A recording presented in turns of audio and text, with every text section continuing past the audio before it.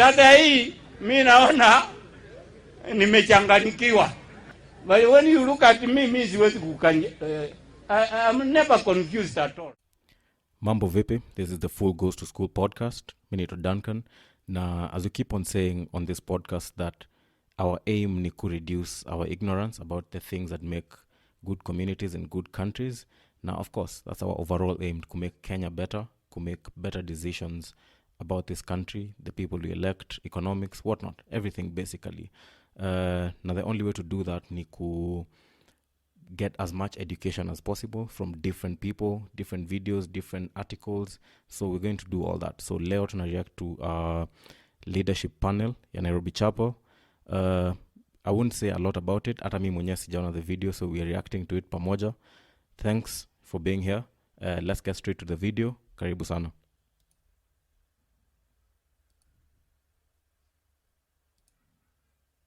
Integrity in leadership. It's set within the context of 1 Timothy chapter 3, where the Apostle Paul is instructing Timothy on how to choose leaders to steer the church in Ephesus. Timothy is young, as my panelists are, as I used to be, and what we're hoping for is a vulnerable conversation, because many of us lead in various spaces, families, society, community, work, and we know that leadership can often be a lonely and frustrating experience. So Nerima, Sakaja, welcome. Nerima, I'll start with you, because you founded Siasa Place. You've been the executive director for about 5 years now. What does integrity mean to you, particularly within the context of the work you do? We'll go through Siasa Place, the website, see some of the programs zenye wanafanya, see what they're doing in terms of advocacy, education for the youth, tuone basically impact yao inaweza kuwa gani in the political space. Preparing young people to engage with governance.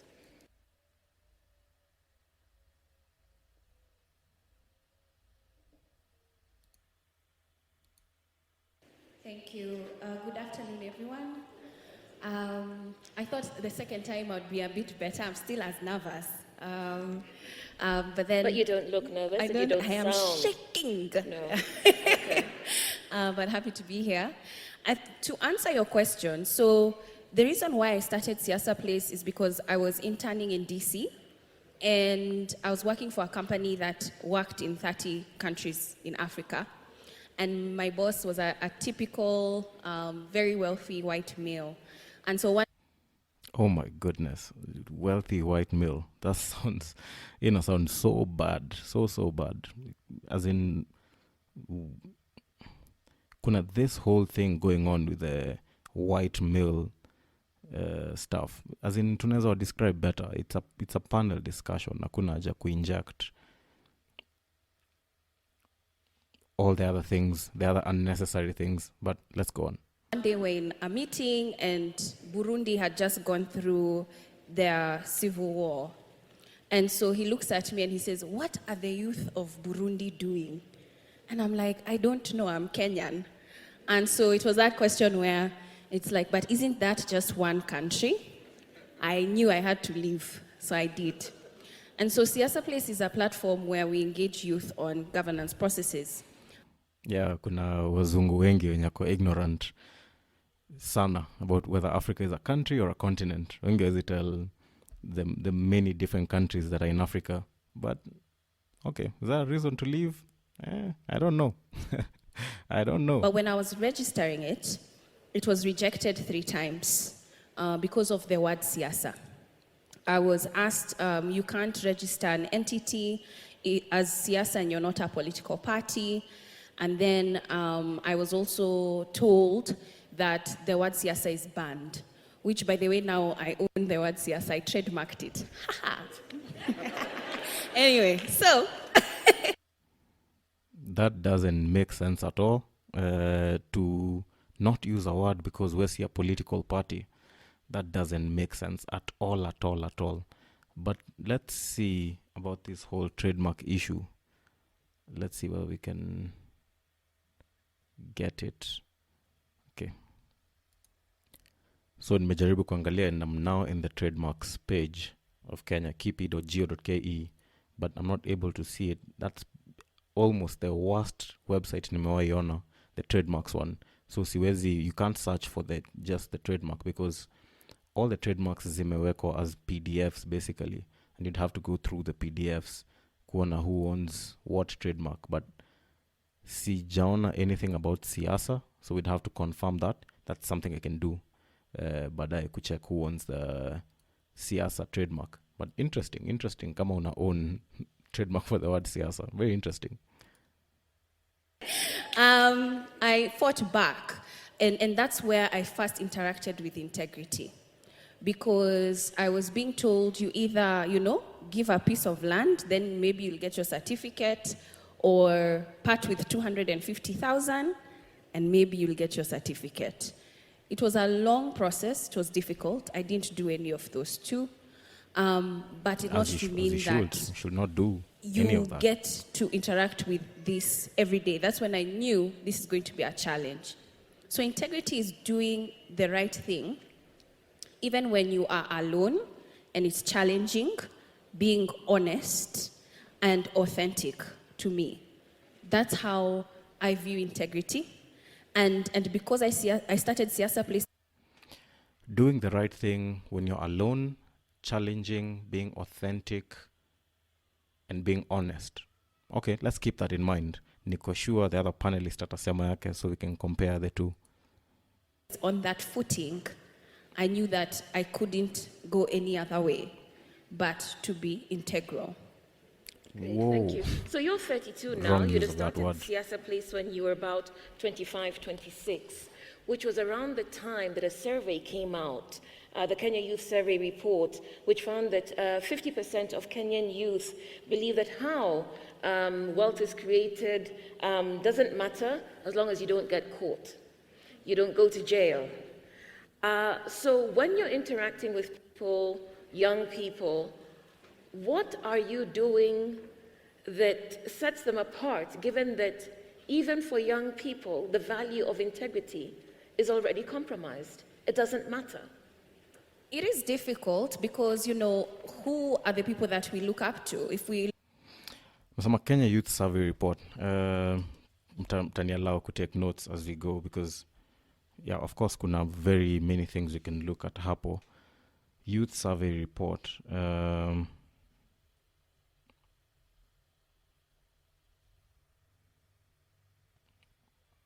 Now 50% of Kenyan youth don't think how you acquire wealth matters. Okay, considering venye Kenya iko, considering zile vitu tunaona saizi, the kind of leaders we have, the kind of institutions we have, in fact, hatuna any respect ama regard for institutions. So am I surprised? No. Should anyone be surprised? No. Of course not. Of course no one cares how you get that wealth, because no one gets punished for acquiring wealth the wrong way. Na pia tuna glamorize wealth as let's begin there. Tuna glamorize wealth sana, and of course acquiring wealth is not a bad thing, but tuna glamorize above all else, which is not the best way to grow the country. As a general matter. But of course, siko surprised that people don't care, as in people don't care whether you steal it, whether you kill someone for it, whether you grab it, whether you fight for it, as in hakuna mtu anajali kama ni man eat man, kama ni a jungle scenario. I wouldn't either, given the way things are, because saizi manze Kenya venye iko hauwezi taka kuwa mnyonge. Hauwezi taka kuwa mnyonge. The way the system is designed kukanyaga mtu ako chini, man. Siwezi jisikia kwa mnyonge in Kenya at all, and that's all everyone wants, to never ever be in that position mali yeni mnyonge. So I totally understand that. look at our leaders, it's the ones who were able to get wealthy really quickly. And even when you talk to a lot of people, they're entering politics because they're viewing it as business. It's no longer about service. It's no longer about it being a calling, because it's a very difficult job. So I cannot really blame those youth for saying that. But also Thank from you. that statistic, we forget the other 50% who said that they wouldn't. They would do the right thing. And so it's just to say that there are pockets of young people who admire hard work and the process, but just because for some leaders we're not sure where their wealth comes from, it's not declared, and nothing basically happens to them. We have a member of parliament who actually through the courts was sentenced, but he left jail after what, 3 months? So we don't really hold these people accountable. Yeah, amesema hapo a lot to digest. One, we don't hold leaders accountable. Second, kuna the other 50% that we should also think about. As in, kuna 50% that think it doesn't matter how you get wealth. Kuna the other 50%. Now, it doesn't necessarily mean that, because you'd have to look at the survey kuona venye data ilikuwa collected. There's a lot in data collection and you'd have to understand before you determine that ni 50%. First, maybe kuna watu walisema they don't know. Maybe kuna watu walisema they're not sure of the other 50%. Maybe kuna watu walisema it doesn't concern them.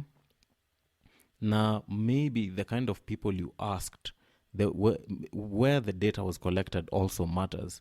So, hii ni like research methods class, yeah? So you really don't know whether it's split 50-50. I can't say. I can't say whether it's split 50-50. That kuna wale watu walisema, you know what, we value honesty and integrity and the grind. Tuna value the hard work, the long years of hard work, honest labor, versus a 50% who said, you know what, you've given wealth, I'd take it in a bit, regardless of what I have to do. I'm mentioned pia kitu about politicians seeing politics as business. Is it them seeing politics as business, ama is it the initial interest ni ku protect future interests? So first, anajua the minute they get in there, they become a valuable person.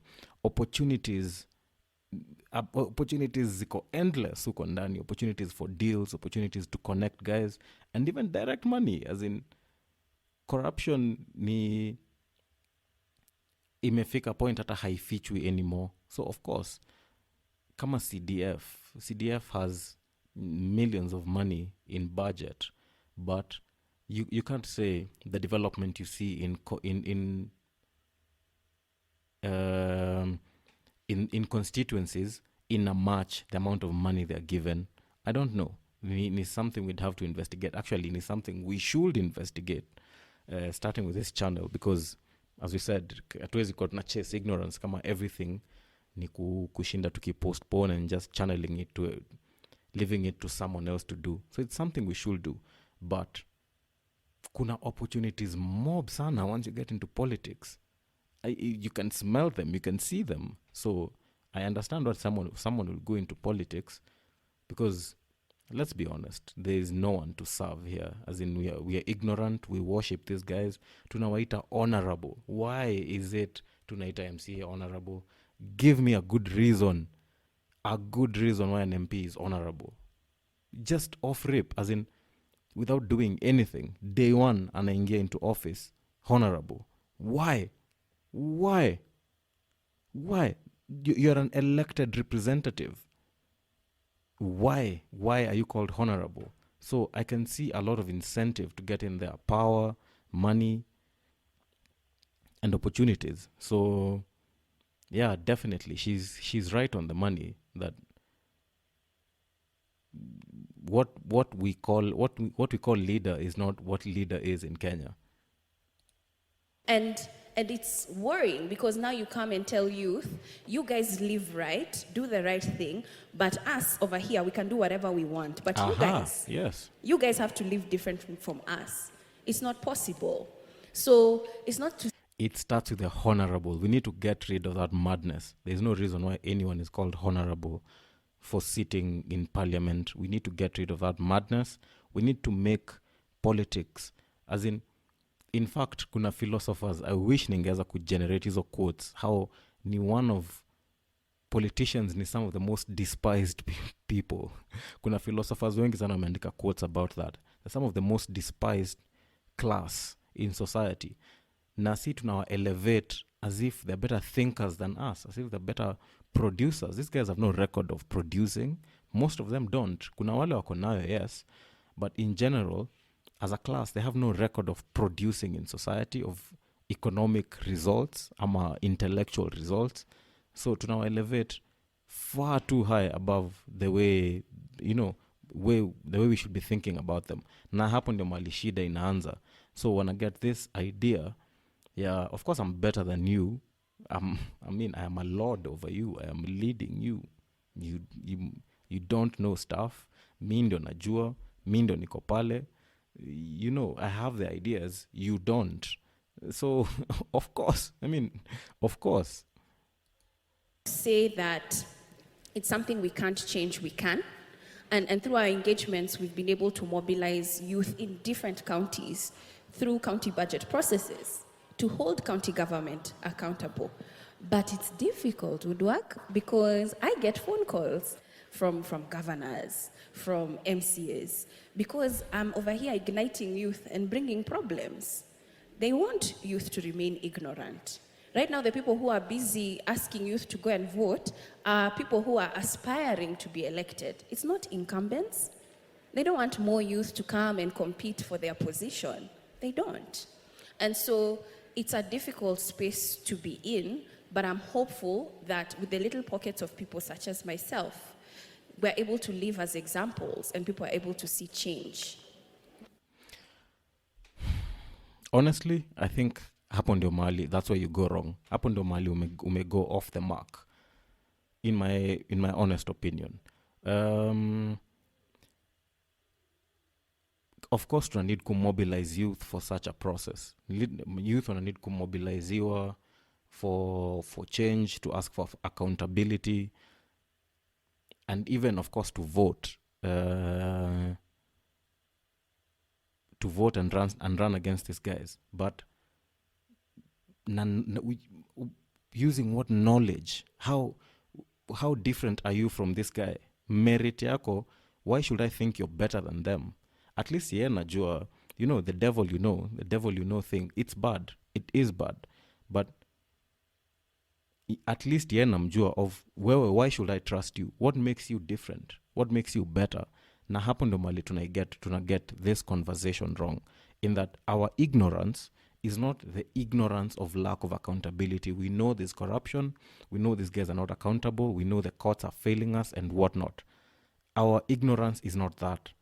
Our ignorance ni of what runs the country, period. What production is, what economics is, what money is, what social cultural issues.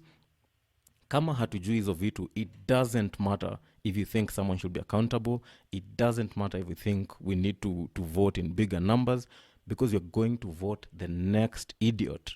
Sorry, Pole could call the youth idiots, but it's true. We're all idiots. As in, why should you think I am better than the MP of our community? Hatuulizi maswali, hatuulizi what kind of economics they believe in, hatuulizi what they think runs the country. For example, kuna key sectors, kuna production, processing, what they think can make the economy better. Where do jobs come from? Because some of these guys think the government produces jobs. Serikali ilitu promise kazi, haija peana kazi venye ilisema. The government ili promise youth watapata kazi, youth hawana kazi. Where do you think the government is chomoing jobs from? So ignorance ya vitu kama hizo ndio tunafaa kuwa tuna check. Ignorance ya fundamentals, hiyo ndio ignorance yenye tuko nazo. Kuna fundamentals za economies, za development, za building civilizations and building countries, na hiyo ndio kitu hatuna. Starting from, let's mobilize the youth, tuende to the governor's office to ask for accountability.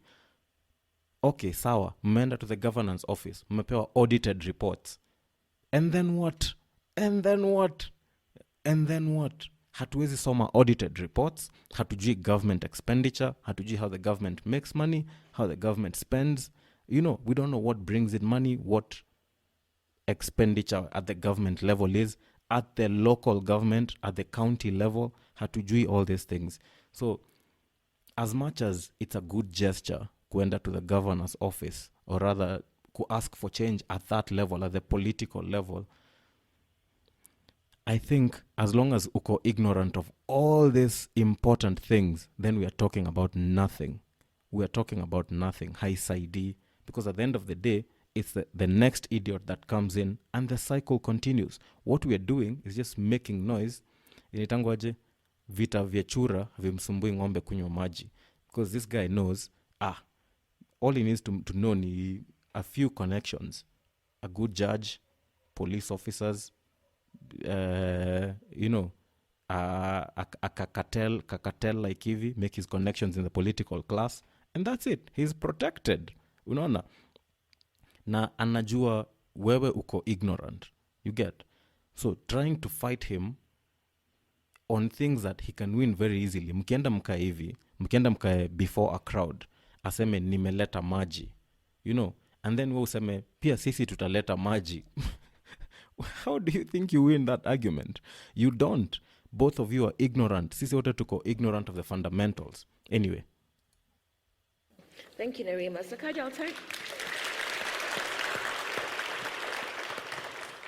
I'll turn to you, because when we first met, you were about 25, 26 as well. You had a party, TNA.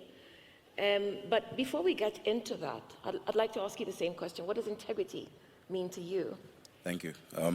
It's great to be here. Good afternoon, church. Salimene kwa hewa. It's amazing. It's a great opportunity to have this discussion. Integrity comes from the root word integer. Don't do that again. An integer, it just means oneness, one. It does, yeah. What you say is what you believe, is what you do. That's in public and That's in private. Yeah. So let's compare kitu ya nasema, which is the actual definition, na kitu the lady said, Nerima Wako said. Doing the right thing in public and in private, being honest and being authentic.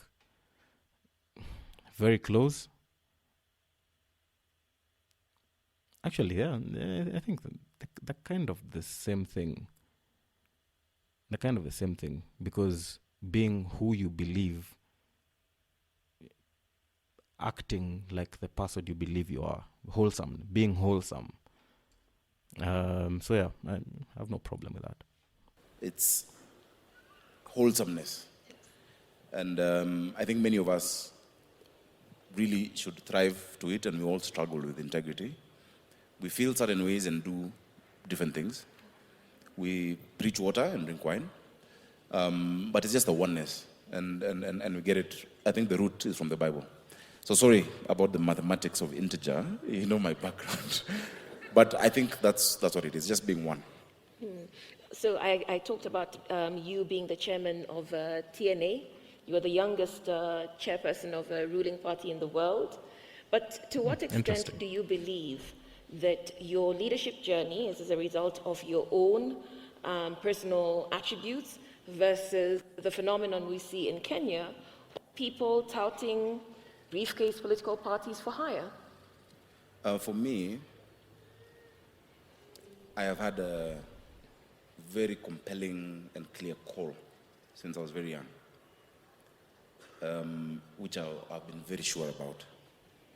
It's not... Allow me to skip that. It takes some time, so let me...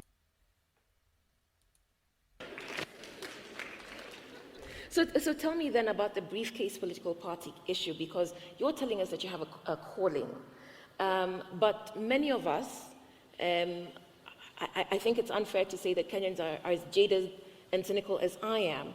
But every time we hear that a party is being formed, there's this achingly familiar sense that this is not it is not based on any sort of ideology or value system. It is based on hawking yourself to the highest bidder. And the person that you think is most likely to get into, to be elected, which means therefore that you're automatically carried with them. So we have a long history of Briefcase political parties. of single party rule. Right, okay. We'll start with that. Until 1991, when Section 2 was repealed, we had only one party. And after that, I think there was that clamor to have more political parties. So we got into multi-partyism when Section 2 was repealed. But the multi was really multiplied. So right now we have 86 parties. I don't think we have 86 ideologies. I don't think there's 86 ways of looking at this country. But it's part of democratic growth. You know, we try to compare ourselves with the US and say, ideally we should have two parties with two ideologies like the Democrats and Republicans, or Labour and Conservative. But Tony Blair said something in his book that, look, for a growing democracy, it's about efficacy. There cannot be two distinctly different ideologies in this country because we're still dealing with the basics. Every party will try to deal with education, with water, with health. It's all the same. It's about efficacy. Who do you trust to do it better? So yes, we have a lot of briefcase parties. Many people want to start parties where they can get nomination fees and do business with it, but that is not why we did TNA. I have believed very strongly in institutionalizing our politics and that we must change how we see our country. So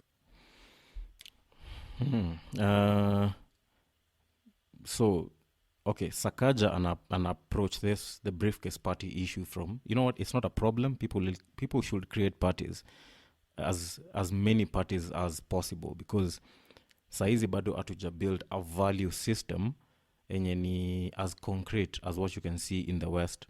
True, but that is also why political parties hazifai kureflect the politicians' values, zinafaa kureflect our values. And that's where also I think this is getting it wrong.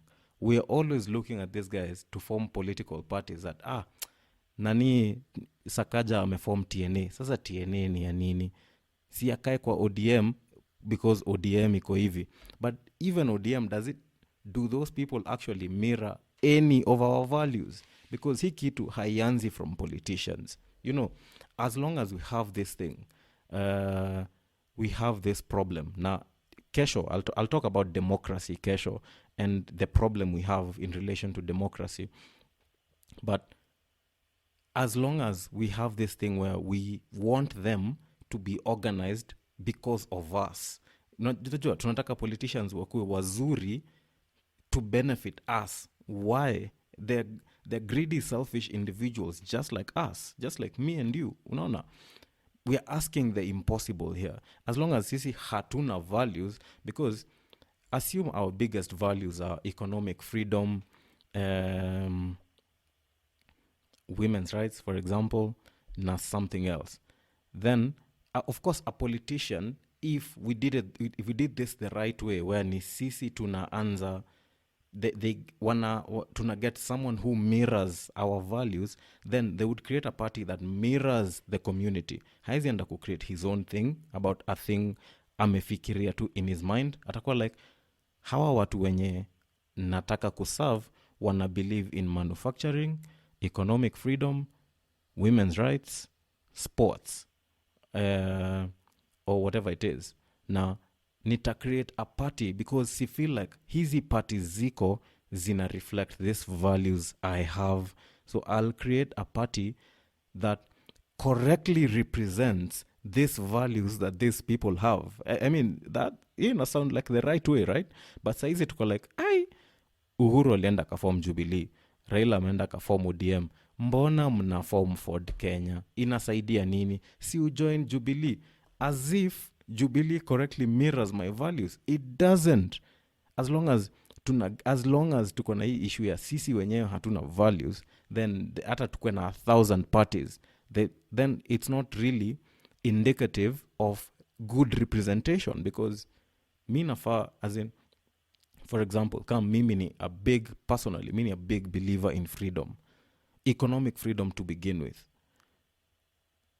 Hakuna party ina represent economic freedom. All these guys, I think, ni mafala. Hawaongeangi about economics. I don't even think wanajua a lot about economics. Let's start from there. So hawezi understand good economics ama what makes good communities thrive. So why would I think someone forming an extra party is either a bad or a good thing? To me, it doesn't matter. All of them, hawako, wote wako out of the game, according to me. At least that's how I approach the issue. I'm very firm and I'm very proud of the work we were able to do then. And we didn't just hawk it to the highest bidder. I was very clear. I believed strongly in the person of Uhuru Kenyatta, that he was the person God wanted to be president at that time. I believe very strongly in his vision. We can The person God wanted. Ooh. discuss his record after the service, but I really believed that that's what we needed. And I think it was a proper transition from President Kibaki. So we didn't hawk I didn't get a shilling out of it. But then I nominated myself into parliament. That's what I gained. It was a fight. It's also another story. And I got an opportunity to serve. And that's why I'm proud of Nerima and what she's doing. Because young people must take up this space. Where the To serve what? What's your record, my guy? What is your record, my guy? majority, but young people want to be defined more than just being an overquoted statistic. They want to be defined by hope and by playing their role in the country that we're building. Right. In another contention, niko na a big issue about this whole youth issue. So amesema young people want to be defined by hope and to fill their role in this space and in this country. What role exactly? Personally, me sitaki anyone just because of age. Being between 18 and 35 doesn't make you competent, doesn't give your point of view any merit or any strength. Being competent is actually valuable. I'd rather have a competent 60-year-old than a young, strong, 20-year-old mwenye hajui anything. Our problem is ignorance. Our problem is not lack of youth. Our problem is not that the field is overcrowded by old guys. In fact, if we, in everything else, experience beats youth in every other area of life. So it would make sense that we get older guys in leadership. But I'm not saying that I am pro old guys. I'm not saying that. I'm saying young or old, it doesn't matter. Merit should win. Woman or man, merit should win. If fascination ya enye tuko nayo na youth, it's going to go nowhere. As in fact, how ndo tutakuwa na more issues with youth mwenye hatuja vet properly than an older guy. So yeah, I'm Nico on the fence on the whole youth issue, but watch at Paskia. Thank you. Nerima. So the setting of 1 Timothy is that Paul is instructing Timothy on how to lead. And one of the things he says is, let no one despise you on account of your youth. So what challenges have you faced as a young leader because of your youth? I think also me, I'll add youth, then petite, and then a woman. Yeah. Because the space that I'm in is very male-dominated. So a lot of times I'm underestimated. But I had to utilize that as a strength. Because people don't see you coming. Yeah? So by the time they're like, yeah. You've already... So I use that as a strength. But also the fact that there's a lot of money exchanging hands, especially some decisions that happen. So you find yourself in rooms where you don't agree with it happening. And so I've also found myself kicked out of those rooms or uninvited. That happens. Uninvited or disinvited? Because there's a difference. It's uninvited. You didn't get the invitation? I didn't get it. Okay. Yeah. As opposed to having the invitation withdrawn. Mm-hmm. I didn't get it, but also a lot of times people, trying to push for me to get it, and it's a clear no, We don't want her here. We know how she is. And that verse in 1 Timothy 4:12, it's not just on your youth, look down on you because of your youth, but to live by faith, by love, and by integrity. So I choose to live that daily, but I also find myself overworking because I have to know more, because I have to prove more, and it's tough. And I also find myself being so tough on my team because we have to have this image where people, when we were starting, people are like, the youth. They create a platform, they're given some funding, and then they use it terribly, and disappear. then they disappear. So people don't have faith in the youth. So you have to create this image and also work extra hard to make sure that you're accountable, you're transparent, you're visible. So my team works terribly hard. And that's what I feel also. I'm sure, Sakaja, you went through that, where you have to prove yourself. And when you're competing with people who just show up and they already have their credibility, and it's unfair. But also, another challenge is not having access. There's the access to finance, there's the access to power. There's a certain power dynamic that happens. It might not always be visible, but in certain rooms, there are certain people who make decisions, even before the meeting happened. There's already a decision that this meeting is going to go this way.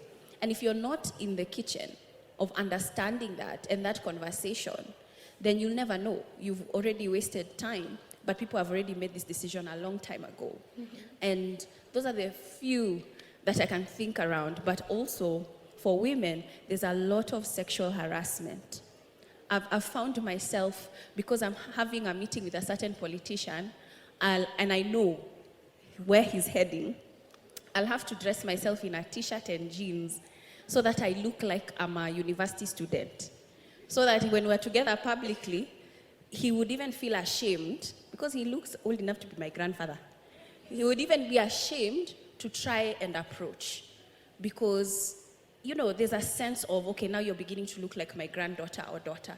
So there are ways where you've had to use different techniques, and it's completely different for a woman as compared to a man. And navigating this space as a young woman is not easy, but it's something that we encourage to support young women to do and to create a safer environment.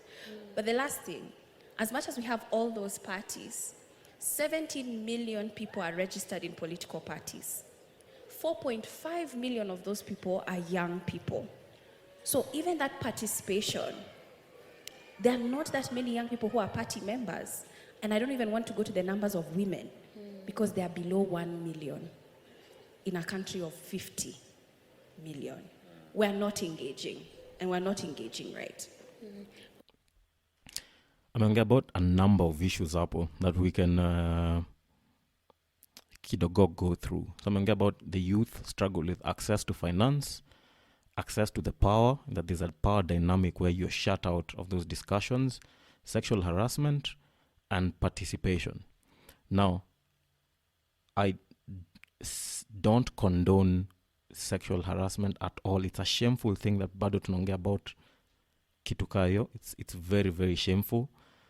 It's something that should not happen at all.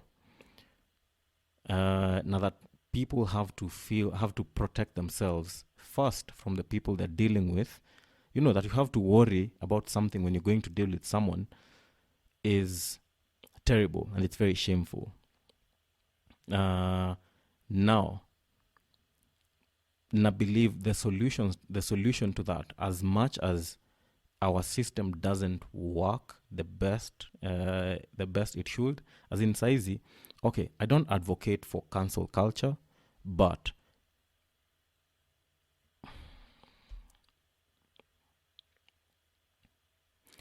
reporting as many of these cases as possible is always the way to go, because zikiwa in the light, then there's something that can be done, But as opposed to that, Sisi, I think, yes, we know there's an issue, but we want to tunataka have mob justice, which is not the best way to go, But I think over time, the more the culture changes and the more we educate ourselves on these things, on these issues, and the more we protect our sisters and daughters, and of course mothers, aunties, all as we protect everyone, even men. This happens even to men, right?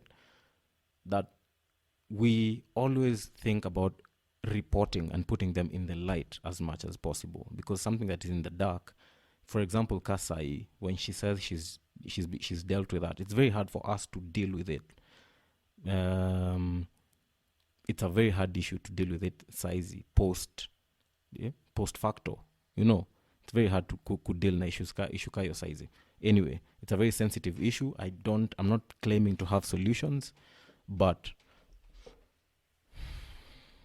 I believe we should trust, as we make the systems of law better, we should also trust in them and trust that they will work and that they do work,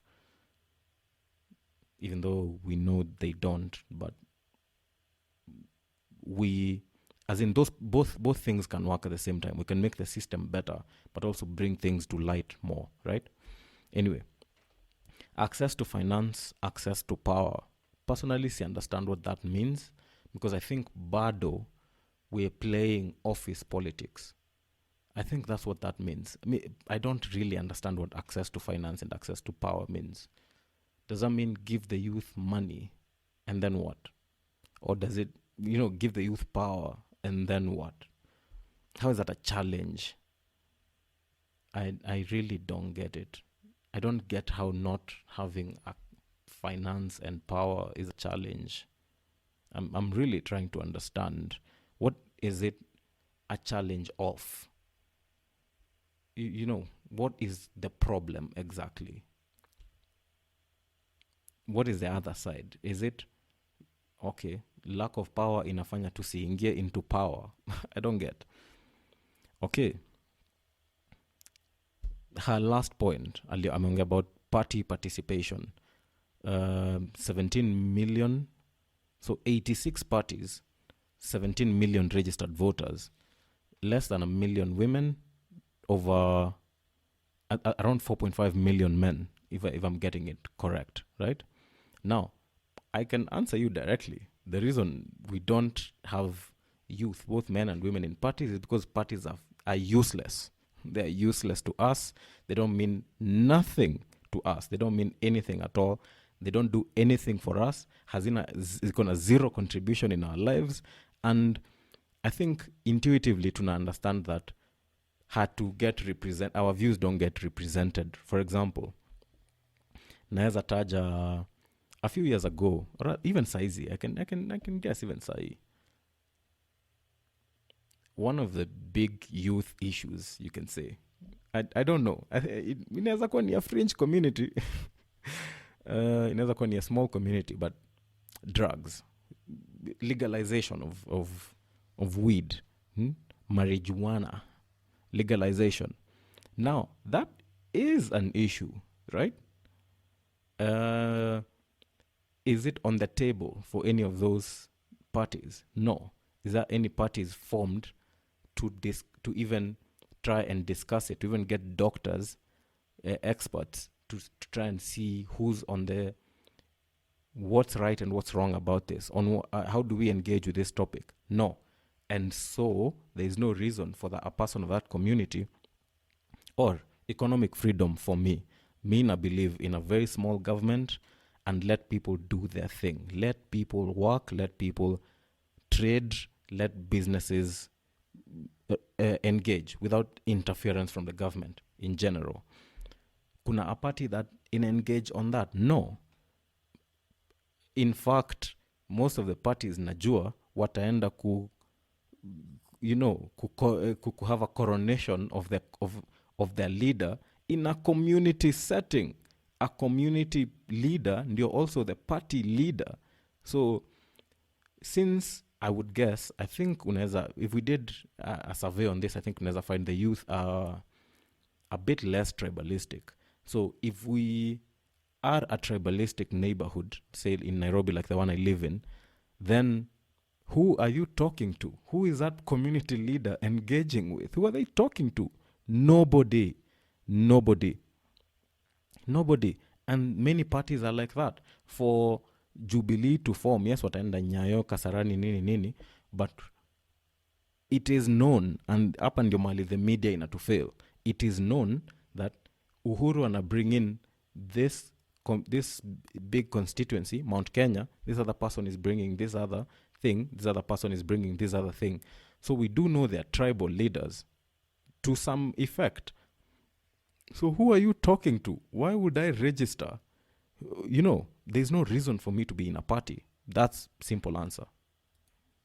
We'll come back to that because my follow-up question to you is really based on the Constitution, because we've talked about the Bible and Paul's instructions to Timothy, but our Constitution offers us guidance on how to choose leaders. And to paraphrase what it says, it tells us that we must choose people of personal integrity, competence, and suitability. And so you've talked to us about the problems of being a young leader, but where have you fallen short as a leader? Good Where question. have you compromised Very good question. your competence, your integrity, your suitability? Where have you fallen short?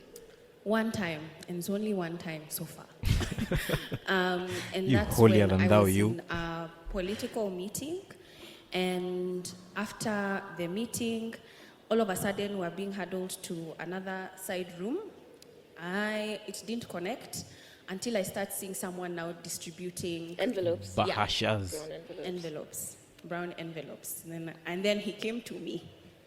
So first I said, no, thank you, I'm okay. And then the whole room went quiet. It was like a room with 10 people.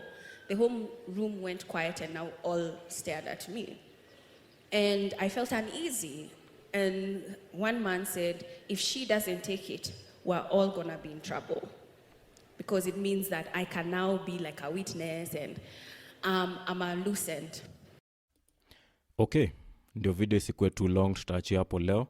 Hii itakuwa part 1 of the panel discussion. So go check out the full video, nitaacha link in the description. Thank you very much. Your feedback is highly appreciated. Any feedback you can give us, please do.